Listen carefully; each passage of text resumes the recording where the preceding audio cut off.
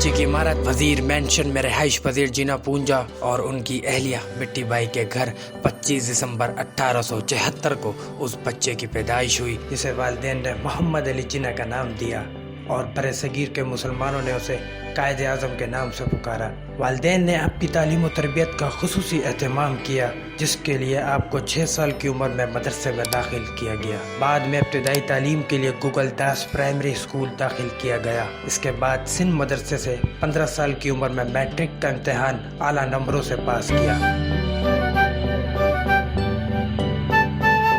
1892 में वकालत का इम्तहान पास करने के बाद आला तालीम के लिए लंदन चले गए। 1896 में बैरिस्टर बने, जिसके बाद आप लंदन से कराची वापस तशरीफ ले गए। 1897 में मुंबई में वकालत का आगाज़ किया और सन 1900 में मुंबई में प्रेसिडेंसी मजिस्ट्रेट मुकर्रर हुए। यहाँ कायद आज़म मोहम्मद अली जिन्ना ने सब मुश्किलात का सामना करने के बावजूद बहुत हौसला और बहादुरी के साथ काम किया। कायद आज़म ने दिसंबर 1904 में मुंबई में कांग्रेस के 20वें सालाना इजलास में शिरकत करके अपनी सियासी ज़िंदगी का आगाज़ किया।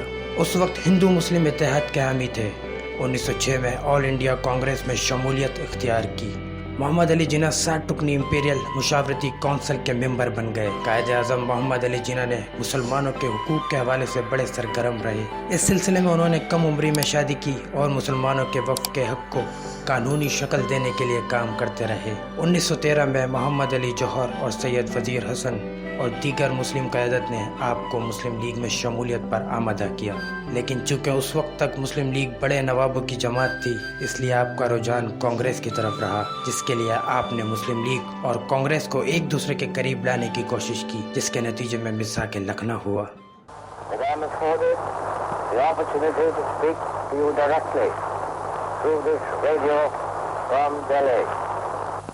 मोहम्मद अली जिन्ना को उन दोनों जमातों में इत्तेहाद के अलमबरदार की हैसियत हासिल थी। पहले जंग अजीम ख़त्म होने के बाद बरतानवी हुकूमत अपने वादों से मुनरिफ होकर रोटला एक्ट जैसा कानून नाफिज करके सियासी और समाजी सरगर्मियों पर पाबंदी लगा दी, जिससे सारे बड़े सगीर में तहरीक शुरू हो गई और हुकूमत ने मार्शल लॉ नाफिज कर दिया। इस तहरीक की क़यादत मिस्टर गांधी ने की। आपने कांग्रेस पर इसकी मुखालफत की। आखिर यह तहरीक नाकाम हो गई। 1920 में कायद आज़म ने कांग्रेस से हिंदुओं की ज़हनियत को समझते हुए अलग हो गए। 1930 लंदन में दूसरी गोल्ड मेज कॉन्फ्रेंस में शरीक हुए। इसमें अल्लामा इकबाल भी शरीक थे, जिन्होंने 1930 में मुस्लिम लीग के इजलास इलाहाबाद में अपनी खुतबा सदारत में एक मुत्तहदा इस्लामी रियासत के क़याम की निशानदेही की। इसके बाद दोनों रहनुमाओं की मुलाकातें हुई, जिसमें अल्लामा इकबाल ने अपने नुक्ते नज़र की मज़ीद वजाहत की। कायद आज़म बड़े सगीर की सियासत से बेजार होकर वापस इंग्लिस्तान चले गए।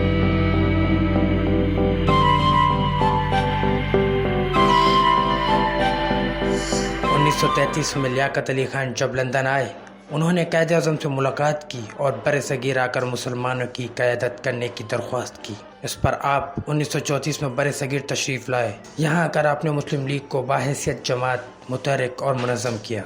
कायद आज़म मोहम्मद अली जिन्ना को 1935 में मुंबई के मुस्लिम लीग के इजलास पार्टी को मुनज़्ज़म करने के इख्तियारात दिए गए, जिस पर आपने तमाम बड़े सगीर का दौरा किया। उस दौरे के दौरान आपने मुसलमानों को आने वाले ख़तरात और उनसे निमटने के लिए तैयार किया।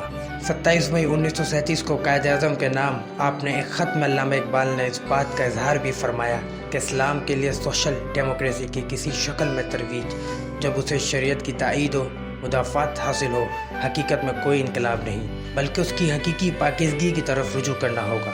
मसाइल हाज़रा का हल मुसलमानों के लिए हिंदुओं से कहीं ज़्यादा आसान है, लेकिन जैसा कि पहले अर्ज़ कर चुका हूँ कि इस्लामी हिंदुस्तान में इन मसाइल का हल आसानी से राइज करने के लिए मुल्क की तकसीम के ज़रिए इस्लामी रियासत का क़याम अशद ज़रूरी है।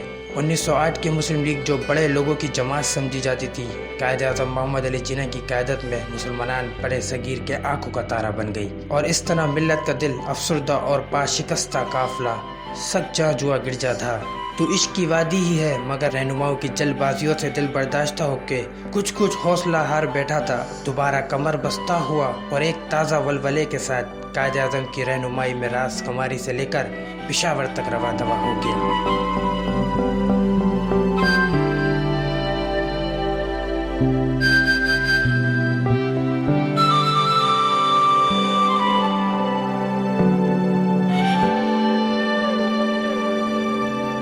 वो मुसलमान मिल्लत बरे सगीर जिसमें शरह खवंदगी 3% سے بھی کم تھی، مگر دنیاوی اعتبار سے وہی سادہ اور ناخواندہ مسلمانوں نے جو سامراجی قوتوں کے ستائے ہوئے اور ہندوؤں کی تنگ نظری، چھوٹ چھاٹ کے ذلت آمیز رویوں اور سودی ناانصافیوں کا شکار تھے۔ انہوں نے تاریخ کے وہ عظیم الشان سفر اپنے عظیم قائد اعظم کے ساتھ طے کیا اور پوری دنیا کو حیران کر دیا، جس نے اقوام عالم کی تاریخ میں بالکل ہی نئے اور انوکھے انداز سے انقلاب کا آغاز کر دیا۔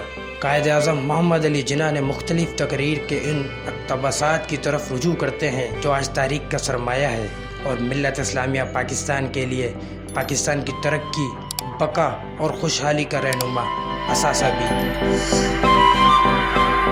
23 مارچ 1940 کے اجلاس میں جب قرارداد منظور ہوئی، قائد اعظم نے فرمایا، اسلام اور ہندو دھرم محض مذہب نہیں، در حقیقت دو مختلف معاشرتی نظام ہیں۔